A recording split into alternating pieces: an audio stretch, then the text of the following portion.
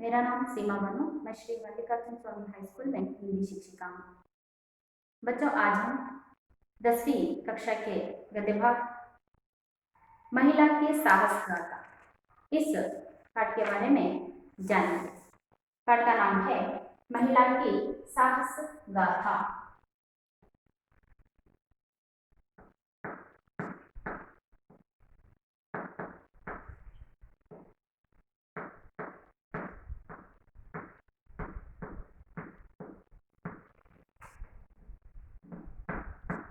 पाठ का नाम क्या है? महिला की साहस गाथा। महिला की साहस गाथा यह गद्य भाग एक संकलित है। इस पाठ के बारे में जानने से पहले इस पाठ का आशय जानना बहुत ही जरूरी है, क्योंकि किसी भी पाठ को जानना हो या उसके बारे में जानकारी हासिल करना हो तो हमें उससे पहले इस यानी कि उस पाठ से संबंधित उद्देश्य को जानना बहुत ही जरूरी होता है। तो पहले हम इस पाठ के आशय को देखेंगे। इस पाठ का आशय कुछ इस प्रकार है। इस पाठ से बच्चे साहस गुण, दृढ़ निश्चय, अथक परिश्रम, मुसीबतों का सामना करना इत्यादि आदर्श गुण सीखते हैं। इसके साथ हिमालय की ऊंची चोटियों की जानकारी भी प्राप्त करते हैं। यह पाठ सिद्ध करता है कि मेहनत का फल अच्छा होता है। तो बच्चे, यहाँ पर इस पाठ का आशय यह है कि इस पाठ से बच्चे साहस गुण, दृढ़ निश्चय, अथक परिश्रम, मुसीबतों का सामना करना इत्यादि आदर्श गुण सीखते हैं। यह पाठ का प्रमुख उद्देश्य यह है कि बच्चों में दृढ़ता, दृढ़ निश्चय, एक बार निश्चय कर ले तो उस निश्चय को पाना यानी कि हासिल करना, कोई भी काम को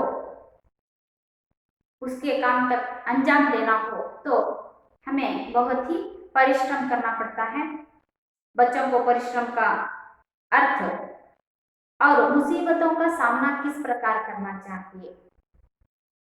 जीवन में बहुत से मुसीबत आते हैं, उन सभी मुसीबतों का सामना किस तरह किए जाए, यानी कि कोई भी एक कार्य को सफल करने के दृढ़ निश्चय कर लिया हो तो उसमें हमें अधिक परिश्रम करना पड़ता है और बहुत से मुसीबतों का सामना करना पड़ता है।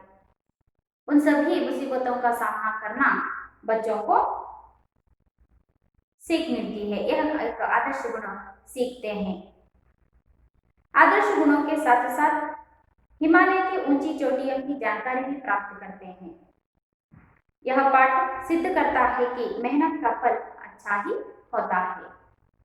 पाठ का और एक उद्देश्य है कि जो भी मेहनत करता है उसे अच्छा फल ही मिलता है।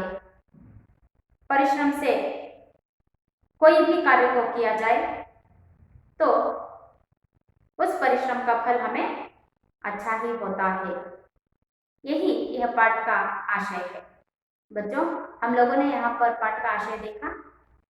इस पाठ का आशय यह है कि बच्चों में साहस गुण, दृढ़ निश्चय, अधिक परिश्रम और मुसीबतों का सामना करना, यही सब आदर्श गुण बच्चों को सिखाया जा रहा है, बताया जा रहा है।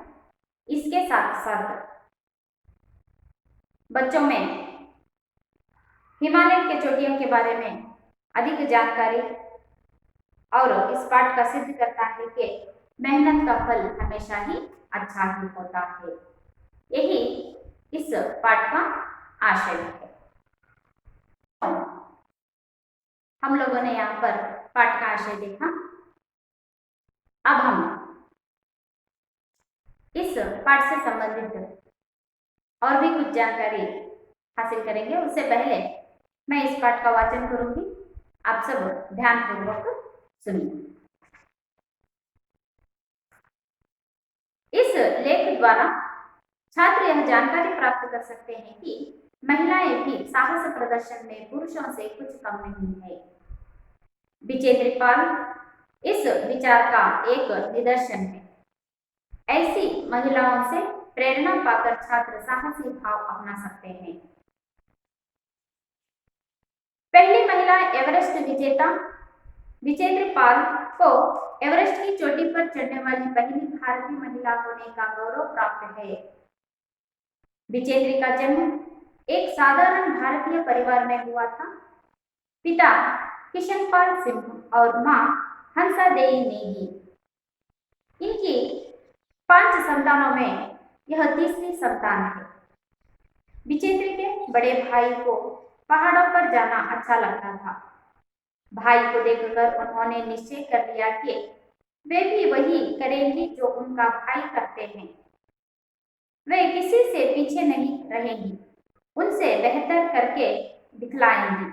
इसी जज्बे से उन्होंने पर्वतारोहण का प्रशिक्षण लेना शुरू कर दिया। विजेंद्र को बचपन में रोज 5 किलोमीटर पैदल चलकर स्कूल जाना पड़ता था।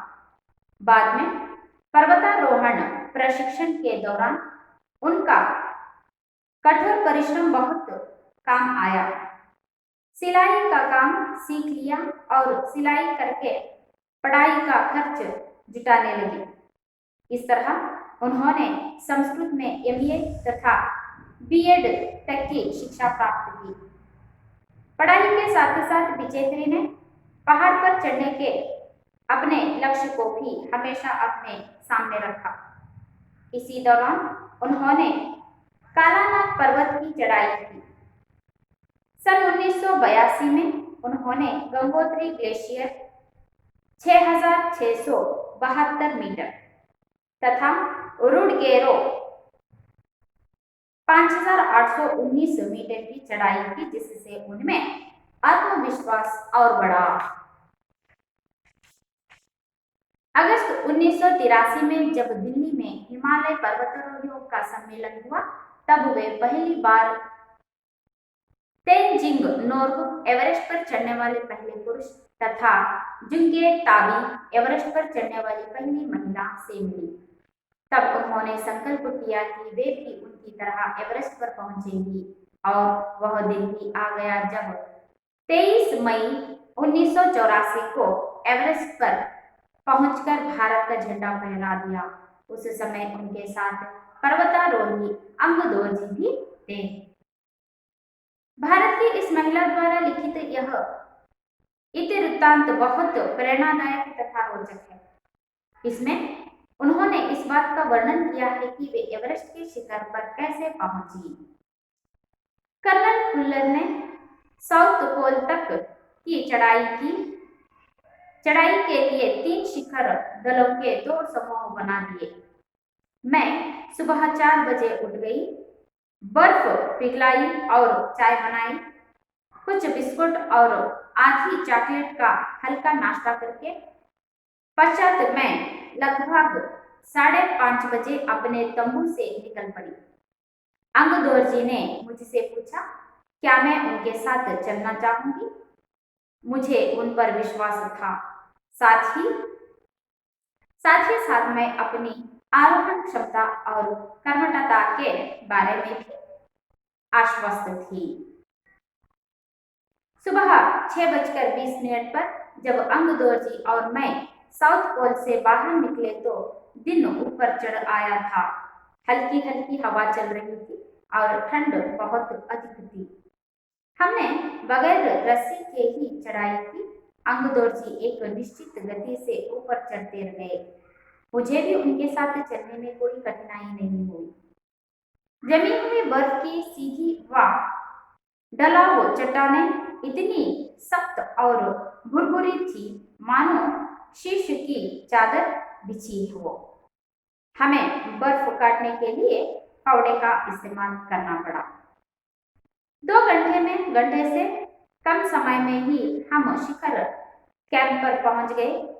अंगदोर जी ने पीछे मुड़कर पूछा क्या तुम थक गई हो। मैंने जवाब दिया नहीं। यह सुनकर वे बहुत अधिक आश्चर्यचकित और आनंदित हुए। थोड़ी चाय पीने के बाद हमने पुनः चढ़ाई शुरू कर दी। लाउटू एक लाइलन की रस्सी लाया था, इसीलिए अंगदोर्जी और मैं रस्सी के सहारे चढ़े, जबकि लाउटू एक हाथ से रस्सी पकड़े हुए बीच में चला। तभी तभी लाउटू ने गौर किया कि मैं इन ऊंचाई के लिए आवश्यक 4 लीटर ऑक्सीजन की अपेक्षा लगभग 2.5 लीटर ऑक्सीजन प्रति मिनट की दर से लेकर चढ़ रही थी।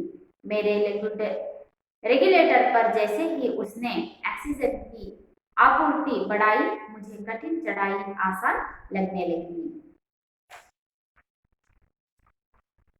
बच्चों, आप लोगों ने पाठ को ध्यान से सुना। इस पाठ का विश्लेषण जानने से पहले हम इस पाठ से संबंधित यानी कि इस पाठ के अंतर्गत आने वाले कुछ नए शब्दों के बारे में जानेंगे और पाठ का विश्लेषण आगे देखेंगे। यहाँ पर इन शब्दावलियों में से पहला शब्द है चोटी। चोटी शब्द का अर्थ होता है शिखर। चोटी शब्द का अर्थ क्या होता है? शिखर। अगला शब्द कौन सा है? जज्बा। जज्बा शब्द का अर्थ होता है हौसला। जज्बा शब्द का अर्थ क्या है? हौसला। दौरान इस शब्द का अर्थ होता है उस समय। दौरान शब्द का अर्थ क्या होता है? उस समय। झंडा शब्द का अर्थ है पताका। झंडा शब्द का अर्थ क्या होता है? पताका। तंबू शब्द का अर्थ होता है शामियाना।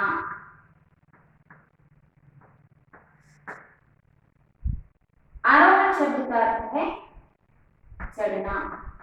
आरोहण शब्द का अर्थ क्या होता है? चढ़ना। कर्मठता इसका अर्थ होता है काम करने की शक्ति। काम करने की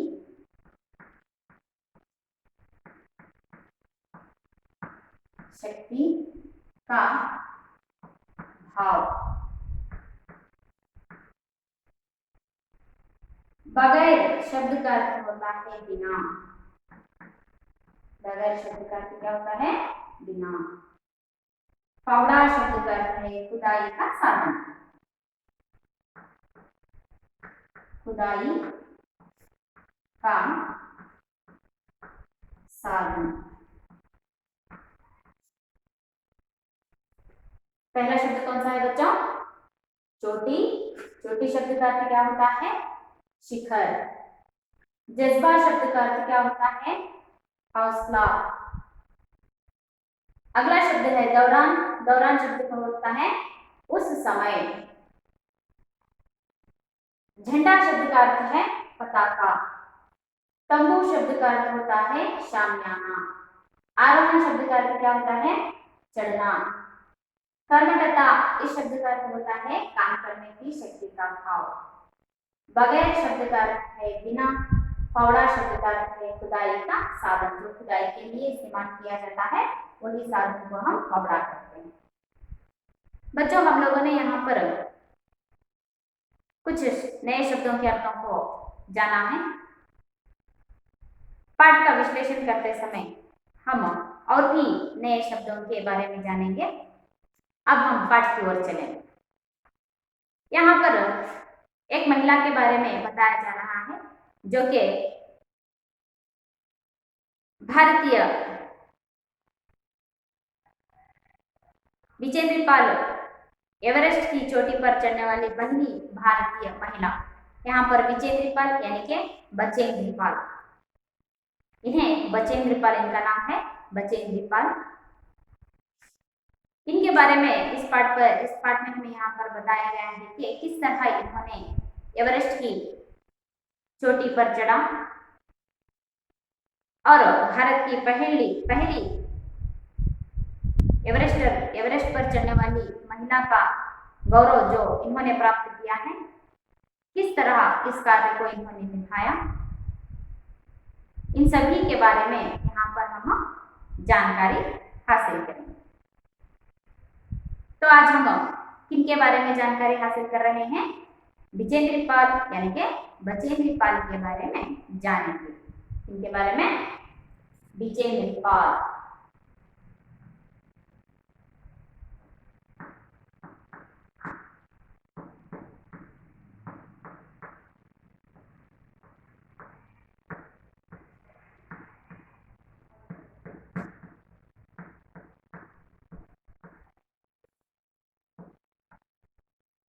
बचेंद्र पाल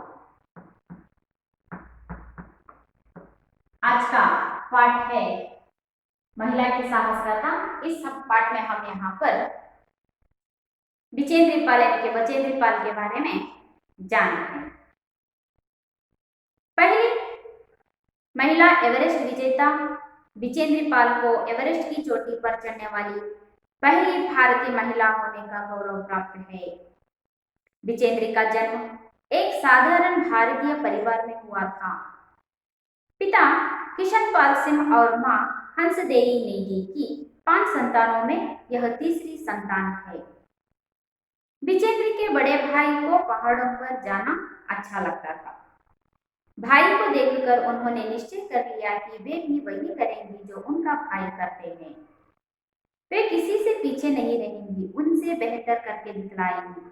इसी जज्बे से उन्होंने पर्वतारोहण का प्रशिक्षण लेना शुरू कर दिया। पहली महिला एवरेस्ट विजेता विजेंद्र पाल को एवरेस्ट की चोटी पर चढ़ने वाली पहली भारतीय महिला होने का गौरव प्राप्त है। विजेंद्र पाल महिला एवरेस्ट विजेता है। विजेंद्र पाल को एक गौरव प्राप्त है, वह है भारतीय यानी कि एवरेस्ट की चोटी पर चढ़ने वाली पहली भारतीय महिला होने का गौरव इन्हें प्राप्त है। एवरेस्ट पर चढ़ने वाली भारत की प्रथम महिला है विजेंद्र पाल यानी कि बचेंद्र पाल। तो विजेंद्र पाल का जन्म एक साधारण भारतीय परिवार में हुआ था। विजेंद्र पाल का जन्म भारत के एक साधारण से परिवार में इनका जन्म हुआ। यहाँ पर बचेंद्र पाल का जन्म तिथि को यहाँ पर नहीं बताया गया है। बचेंद्र पाल 24 मई 1954 में इनका जन्म हुआ। इनका जन्म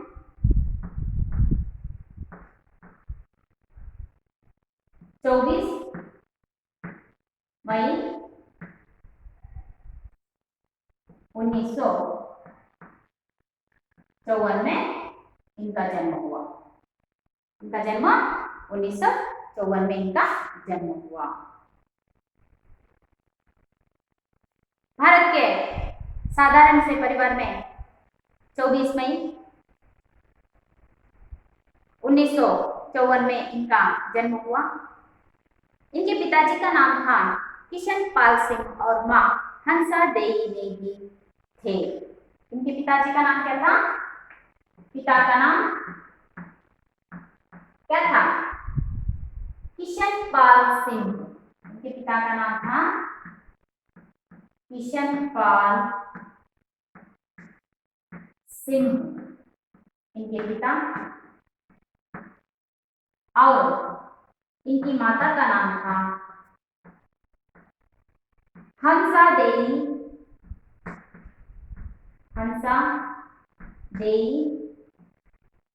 नेगी, इनकी माता का नाम था। विजेंद्र पाल यानी बचेंद्र पाल का जन्म 24 मई 1954 में इनका जन्म हुआ। इनके पिता का नाम था किशन पाल सिंह और माता का नाम हंसदेई नेगी। इन दंपतियों को यानी कि किशन पाल सिंह और हंसदेई नेगी इस दंपति के 5 संतान थी, उनमें से बचेंद्र पाल तीसरी संतान है। इन दंपतियों को 5 संतान थी, उनमें से बचेंद्र पाल तीसरी संतान थी।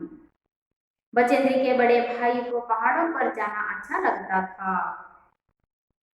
बचेंद्र के बड़े भाई को पहाड़ों पर चलना बहुत ही अच्छा लगता था। भाई को देखकर बचेंद्र के बड़े भाई को पहाड़ों पर चलना बहुत ही अच्छा लगता था। जब भी वे पहाड़ों पर चढ़ते थे तो उनको देखकर, पहाड़ों पर चढ़ते हुए बड़े भाई को देखकर बचेंद्र को बहुत ही अच्छा लगता था। भाई को देखकर उन्होंने निश्चय कर लिया कि वे भी वही करेंगी जो उनके भाई करते हैं। जब जब बचेंद्र पाल के बड़े भाई पहाड़ों पर चढ़ना शुरू करते थे तब तब उन्हें देखकर बचेंद्र पाल भी निश्चय करती थी, यानी कि अपने आप में निश्चय कर लेती थी कि वे भी अपने बड़े भाई की तरह पहाड़ों पर चढ़ेंगी, क्योंकि वे किसी से पीछे नहीं रहेंगी, उनसे बेहतर करके दिखलाएंगी। इसी जज्बे से उन्होंने पर्वतारोहण का प्रशिक्षण लेना शुरू कर दिया। बचेंद्र पाल में एक जज्बा था। जज्बे का अर्थ क्या होता है? हौसला। बचेंद्र पाल में एक हौसला था कि वे भी जो पुरुष करते हैं, जो पुरुष काम करते हैं, वह काम महिला भी कर सकती है।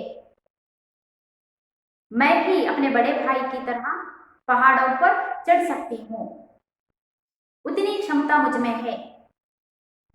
मैं भी अपने बड़े भाई से भी बेहतर करके दिखलाऊंगी। यह सब जज्बे के साथ बचेंद्र पाल ने पर्वतारोहण पर चढ़ने का प्रशिक्षण शुरू कर दिया। तो यहाँ पर बचेंद्र को पहाड़ों पर चढ़ने का जज्बा कहाँ से शुरू हुआ? क्योंकि अपने बड़े भाई जब भी पहाड़ों पर चढ़ते थे, अपने भाई को पहाड़ों पर चढ़ते देख बचेंद्र पाल में एक जज्बा पैदा हो गया कि मैं भी अपने बड़े भाई की तरह और उनसे भी अच्छी तरह से मैं पहाड़ों पर चढ़ सकती हूँ। इसी जज्बे से उन्होंने पर्वतारोहण पर चढ़ने का प्रशिक्षण शुरू कर दिया। देखिए, बचेंद्र को पहाड़ों पर चढ़ने के लिए उनके भाई ही एक रूप से प्रेरित हैं। पहली महिला एवरेस्ट विजेता बचेंद्र पाल को एवरेस्ट की चोटी पर चढ़ने वाली पहली भारतीय महिला होने का गौरव प्राप्त है। ಭಾರತದಲ್ಲಿ ಎವರೆಸ್ಟ್ ಅನ್ನು ಹತ್ತಿದಂತಹ ಭಾರತದ ಪ್ರಥಮ ಮಹಿಳೆ ಅನ್ನುವಂತಹ ಗೌರವವನ್ನು ಯಾರಿಗೆ ಸಲ್ಲುತ್ತೆ? ಬಚೇಂದ್ರ ಪಾಲ್ ಅವರಿಗೆ. ಇವರು ಮೇ 24, 1954ರಲ್ಲಿ ಜನಿಸ್ತಾರೆ. ಇವರ ತಂದೆ ಕಿಶನ್ ಪಾಲ್ ಸಿಂಗ್, ಇವರ ತಾಯಿ ಹನ್ಸಾದೇಯಿ ನೇಗಿ. ಈ ದಂಪತಿಗಳಿಗೆ 5 ಜನ ಮಕ್ಕಳಿರ್ತಾರೆ. ಆ 5 ಜನ ಮಕ್ಕಳಲ್ಲಿ ಬಚೇಂದ್ರ ಪಾಲ್ ಅವರು 3ನೆಯ ಮಗುವಾಗಿ ಇವರು ಜನಿಸ್ತಾರೆ. ಬಚೇಂದ್ರ ಪಾಲ್ ಅವರ ಅಣ್ಣ ಪ್ರತಿ ಸಲ ಬೆಟ್ಟಗಳು ಹತ್ತೋದು ಅಂತಂದ್ರೆ ಬಚೇಂದ್ರ ಪಾಲ್ ಅವರ ಅಣ್ಣನಿಗೆ ಬಹಳ ಇಷ್ಟವಾಗಿರುತ್ತೆ. ಯಾವಾಗ ಬಚೇಂದ್ರ ಪಾಲ್ ಅವರ ಅಣ್ಣ ಬೆಟ್ಟಗಳನ್ನ ಹತ್ತುತ್ತಾ ಇರ್ತಾರೋ, ಪರ್ವತಗಳನ್ನ ಹತ್ತುತ್ತಾ ಇರ್ತಾರೋ, ಅವೆಲ್ಲದನ್ನ ನೋಡಿ, ಆ ಹತ್ತುವಂತಹ ಶೈಲಿಯನ್ನ ನೋಡಿ ಬಚೇಂದ್ರ ಪಾಲ್ ಅವರು ತನ್ನಲ್ಲಿ ಒಂದು ನಿಶ್ಚಯವನ್ನು ಮಾಡ್ಕೊಳ್ತಾರೆ. ನಾನು ಸಹ ಪರ್ವತಗಳನ್ನ ಹತ್ತಬಲ್ಲೆ, ನನ್ನ ಅಣ್ಣನಿಗಿಂತಲೂ ಉತ್ತಮ ರೀತಿಯಲ್ಲಿ ನಾನು ಪರ್ವತಗಳನ್ನ ಹತ್ತುತ್ತೇನೆ ಅನ್ನುವಂತಹ ಅದೇ ಒಂದು ಹುಮ್ಮಸ್ಸಿನಲ್ಲಿ, ಆತ್ಮವಿಶ್ವಾಸದಿಂದ ಅವರೇನ್ ಮಾಡ್ತಾರೆ, ಪರ್ವತಗಳನ್ನ ಹತ್ತುವಂತಹ ತರಬೇತಿಯನ್ನು ಪಡ್ಕೊಳ್ಳೋದಕ್ಕೆ ಶುರು ಮಾಡ್ತಾರೆ. यहीं से बचेंद्र पाल ने पर्वतारोहण प्रशिक्षण प्रारंभ किया। बचेंद्र को बचपन में रोज 5 किलोमीटर पैदल चलकर स्कूल जाना पड़ता था। बाद में पर्वतारोहण प्रशिक्षण के दौरान उनका कठोर परिश्रम बहुत काम आया। सिलाई का काम सीख लिया और सिलाई करके पढ़ाई का खर्च जुटाने लगी।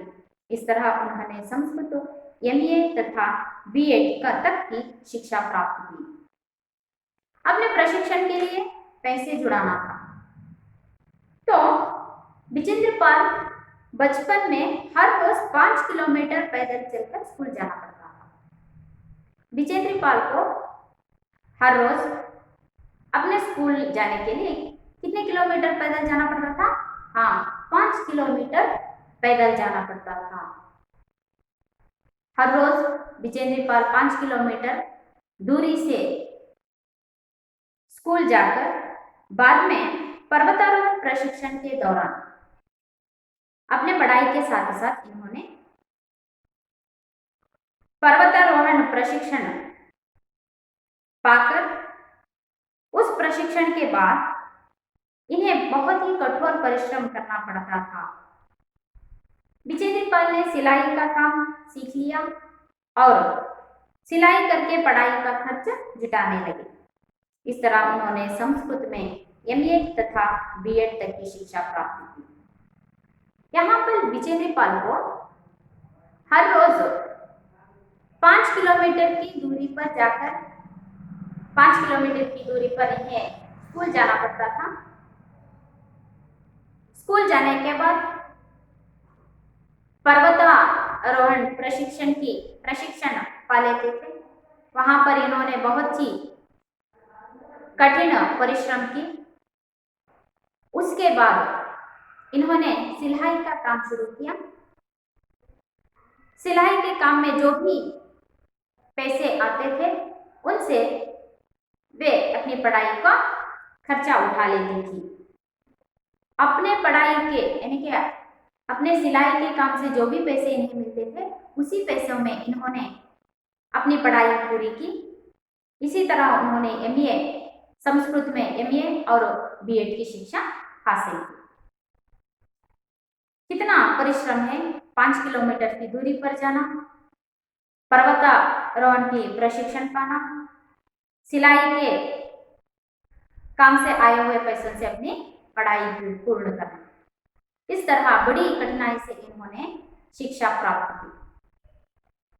ಪ್ರತಿದಿನ 5 ಕಿಲೋಮೀಟರ್ ದೂರದಲ್ಲಿ ನಡಿಗೆಯಿಂದ ಹೋಗಿ ಶಾಲೆಗೆ ಹೋಗಬೇಕಾಗಿತ್ತು ಇವರು. ಪ್ರತಿದಿನ 5 ಕಿಲೋಮೀಟರ್ ನಡ್ಕೊಂಡು ಶಾಲೆಗೆ ಹೋಗ್ತಾ ಇದ್ರು. ಅದಾದ ನಂತರ ಶಾಲೆಯ ನಂತರ ಇವರು ಪರ್ವತಾರೋಹಣದ ಒಂದು ತರಬೇತಿಯನ್ನು ಪಡ್ಕೊಳ್ತಾ ಇದ್ರು. ಬಹಳಷ್ಟು ಕಷ್ಟವನ್ನ ಪಟ್ಟರು. ಇವರು ಹೊಲಿಗೆಯ ಕೆಲಸವನ್ನ ಕಲ್ತಿದ್ರು. ಆ ಹೊಲಿಗೆಯ ಕೆಲಸದಿಂದ ಬರ್ತಾ ಇದ್ದಂತ ಹಣದಿಂದ ಇವರು ತಮ್ಮ ಶಿಕ್ಷಣವನ್ನ ಪಡ್ಕೊಂಡ್ರು. ಅಷ್ಟು ಕಷ್ಟದಲ್ಲಿ ಇವರು ಸಂಸ್ಕೃತದಲ್ಲಿ ಎಂಎ ಮತ್ತೆ बीएड ಪದವಿಯನ್ನು ಇವರು ಪಡ್ಕೊಳ್ತಾರೆ, ಶಿಕ್ಷಣವನ್ನ ಪಡ್ಕೊಂಡ್ರು. यहाँ तक इनकी शिक्षा पाई। पढ़ाई के साथ साथ विजेंद्र ने पहाड़ पर चढ़ने के अपने लक्ष्य को भी हमेशा अपने सामने रखा। इसी दौरान उन्होंने कालानाग पर्वत की चढ़ाई की। सन 1982 में उन्होंने गंगोत्री ग्लेशियर तथा रुडगेरो की चढ़ाई की, जिससे उनमें आत्मविश्वास और बढ़ा। पढ़ाई के साथ साथ विजेंद्र ने पहाड़ पर चढ़ने के अपने लक्ष्य को भी हमेशा अपने सामने रखा। इन्होंने केवल शिक्षा को ही महत्व नहीं दिया। अपने शिक्षा के साथ साथ जब भी वे अपने भाई को देखते थे तो अपने आप में एक दृढ़ निश्चय कर लिया था कि मैं भी अपने भाई की तरह पर्वत पर चढ़ूंगी। अपने इस लक्ष्य को पढ़ाई के साथ साथ आगे बढ़ाया। अपने पढ़ाई के साथ साथ पहाड़ों पर चढ़ने के लक्ष्य को भी हमेशा उन्होंने आगे रखा। इसी उद्देश्य से इसी दौरान इसी समय पढ़ाई करते समय इन्होंने कालानाग पर्वत की चढ़ाई की। अपने पढ़ाई को करते हुए पढ़ाई के साथ साथ इन्होंने कालानाग पर्वत का कालानाग पर्वत की इन्होंने चढ़ाई की। कौन सा पर्वत है? कालानाग पर्वत की चढ़ाई की। कब की? इन्होंने पढ़ाई करते समय। जितना पढ़ाई के लिए महत्व देती थी उतना महत्व पर्वत पर पढ़ने के लिए भी ये महत्व देती थी। इसीलिए इन्होंने पढ़ाई के दौरान कालानाग पर्वत की चढ़ाई की। सन 1982 में उन्होंने गंगोत्री ग्लेशियर 6,672 मीटर तथा रुडगेरो 5,819 मीटर की चढ़ाई की, जिससे उनमें आत्मविश्वास और बढ़ गया। जब इन्होंने कालानाग पर्वत की चढ़ाई की तो इनमें थोड़ा आत्मविश्वास बढ़ा। आगे चलकर यानी कि 1972 में, कब 1972 में इन्होंने गंगोत्री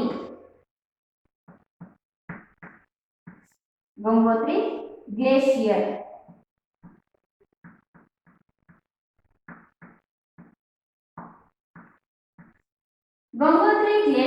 पर्वत की चढ़ाई की, जो 6,672 मीटर है।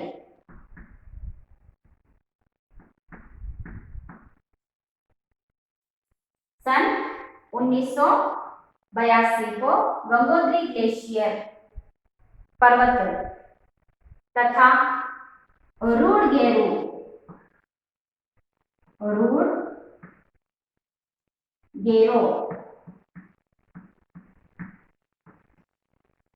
जो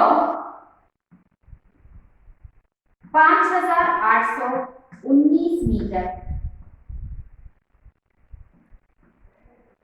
की चढ़ाई की, जिससे उनमें आत्मविश्वास और बढ़ गया। जब पहली बार इन्होंने कालानाग पर्वत की चढ़ाई की तो इनमें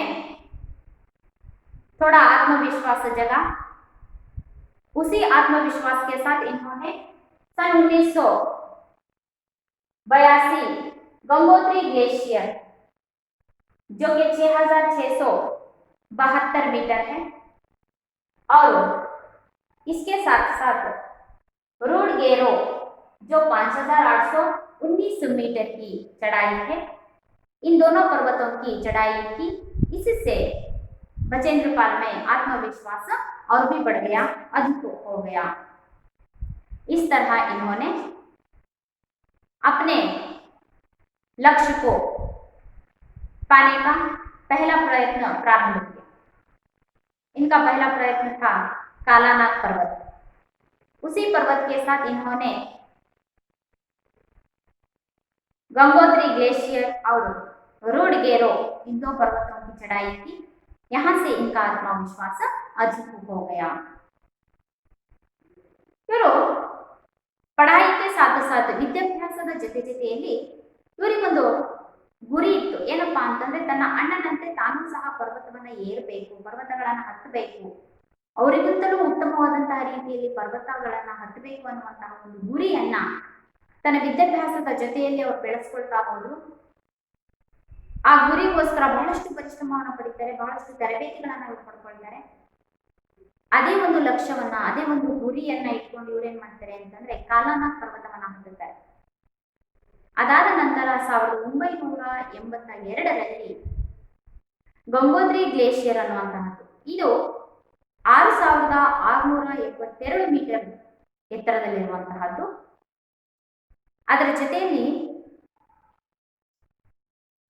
ರೂಡ್ಗೇರೋ ಅನ್ನುವಂತಹದ್ದನ್ನ, ಅಂದ್ರೆ ಇದು 5,819 ಮೀಟರ್ ಇರುವಂತಹ ಪರ್ವತವನ್ನ ಇವರು ಹತ್ತುತ್ತಾರೆ.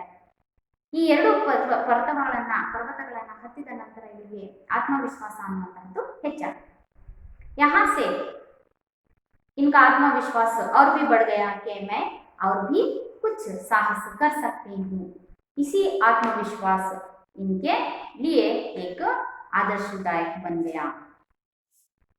अगस्त 1983 में जब दिल्ली में हिमालय पर्वतारोहियों का सम्मेलन हुआ, तब वे पहली बार तेंजिंग नोर्गे एवरेस्ट पर चढ़ने वाले पहले पुरुष तथा जुंगे तावी एवरेस्ट पर चढ़ने वाली पहली महिला से मिली. तब उन्होंने संकल्प लिया कि वे भी उनकी तरह एवरेस्ट पर पहुंचेंगी और वह दिन भी आया जब 23 मई 1984 को एवरेस्ट पहुंचकर भारत का झंडा फहरा दिया। उस समय उनके साथ पर्वतारोही अंगदोर जी भी थे। इसी आत्मविश्वास के साथ जब इन्होंने गंगोत्री ग्लेशियर और रोडगेरो जो पर्वतों को इन्होंने चढ़ा, उसी आत्मविश्वास के साथ वे आगे बढ़ना चाहती थी। इसी दौरान यानी कि अगस्त 1983 में जब दिल्ली में हिमालय पर्वतारोहियों का सम्मेलन हुआ, कहां पर? दिल्ली में। कब? 1983 को दिल्ली में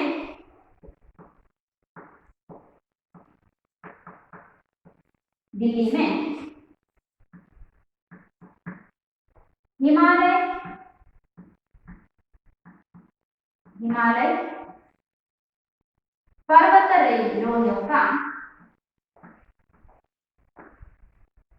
पर्वतारोहियों का सम्मेलन हो रहा था।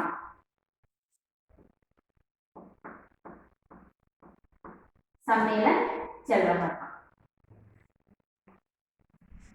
सन 1983 में दिल्ली में हिमालय पर्वतारोहियों का सम्मेलन चल रहा था। इस सम्मेलन में तेनजिंग नोर्गे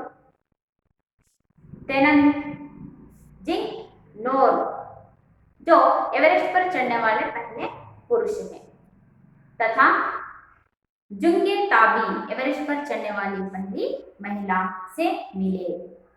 यानी कि दिल्ली में इन्हें यहाँ पर दो लोग मिले। वे थे तेनजिंग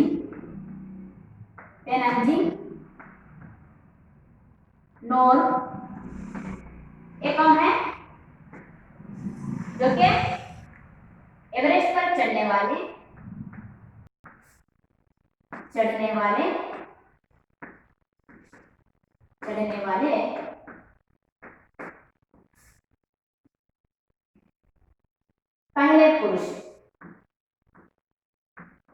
पहले पुरुष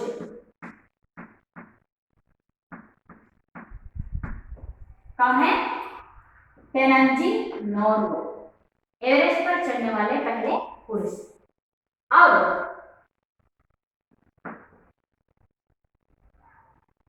जुंगे ताबी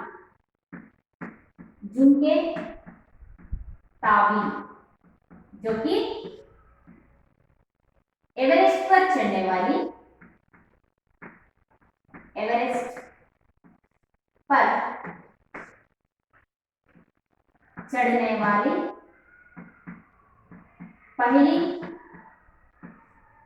पहली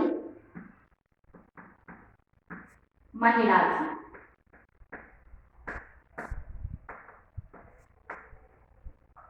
इन दोनों को बचेंद्रपाल ने सन 1983 में हुए दिल्ली के हिमालय पर्वतारोहियों के सम्मेलन में बचेंद्रपाल ने तेनजिंग नोर्गे और जुंगे ताबी इन दोनों से मिला। ये दोनों कौन है? तेनजिंग नोर्गे एवरेस्ट पर चढ़ने वाले पहले पुरुष हैं। जुंगे ताबी एवरेस्ट पर चढ़ने वाली पहली महिला।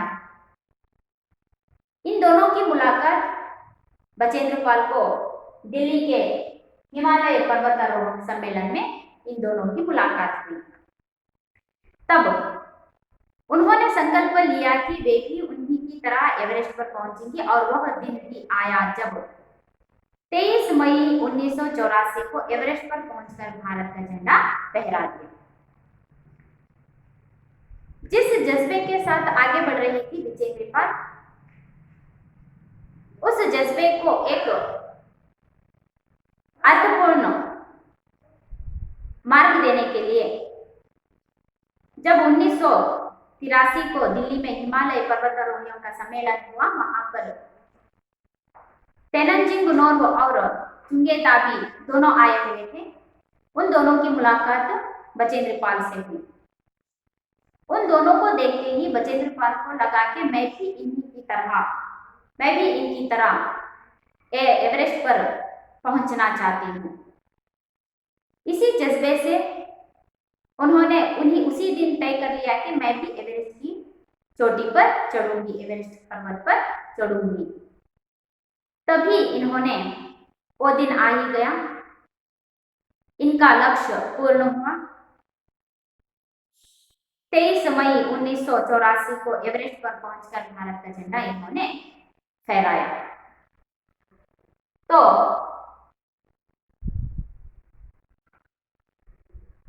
चुंगे ताबी और तेनजिंग नोर्बु के उनसे प्रेरणा पाकर बचेंद्र पाल ने 23 मई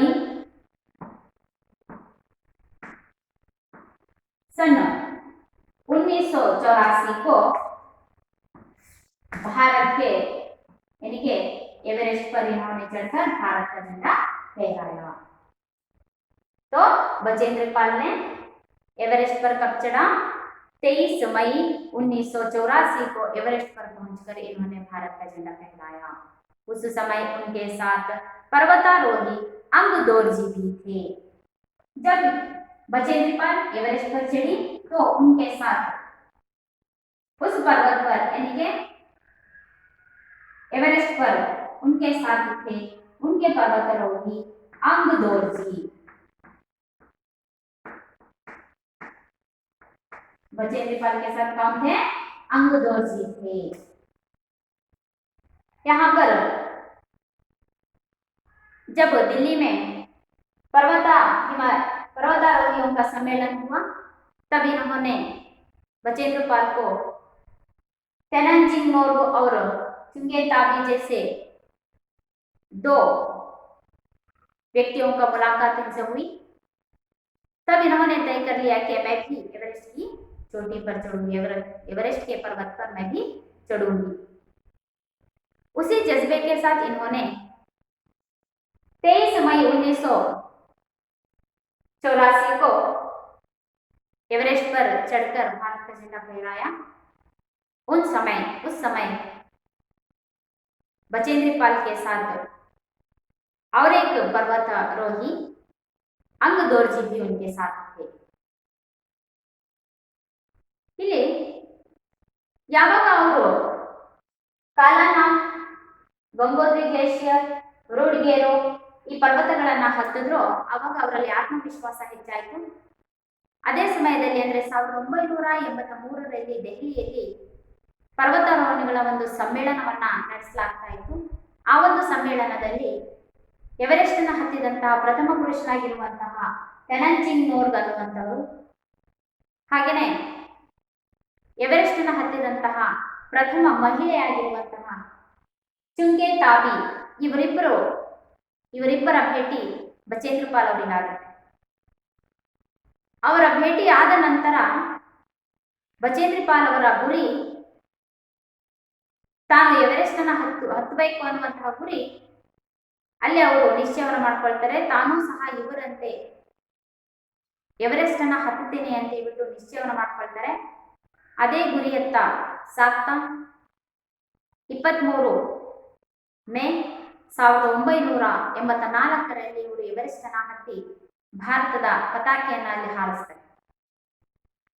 ಆ ಒಂದು ಸಮಯದಲ್ಲಿ ಅಂತಂದ್ರೆ ಇವರು ಎವರೆಸ್ಟ್ ಅನ್ನ ಹತ್ತಿದಂತಹ ಸಮಯದಲ್ಲಿ ಇವರ ಜೊತೆ ಇನ್ನೊಬ್ಬ ವ್ಯಕ್ತಿ ಇರ್ತಾರೆ, ಅವರೇ ಅಂಗ್ ದೋರ್ಜಿ ಅನ್ನುವಂತಹ ಒಬ್ಬ ವ್ಯಕ್ತಿ.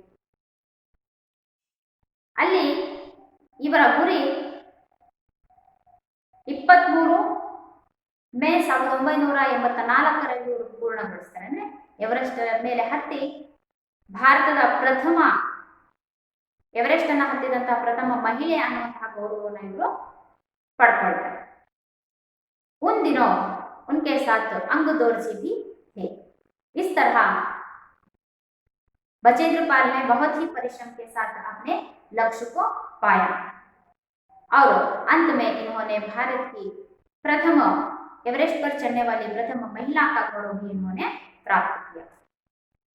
बच्चों, आशा करती हूँ आप सभी को गद्य भाग समझ में आ गया होगा। इस गद्य भाग के अगले भाग को हम अगली कक्षा में देखेंगे। धन्यवाद।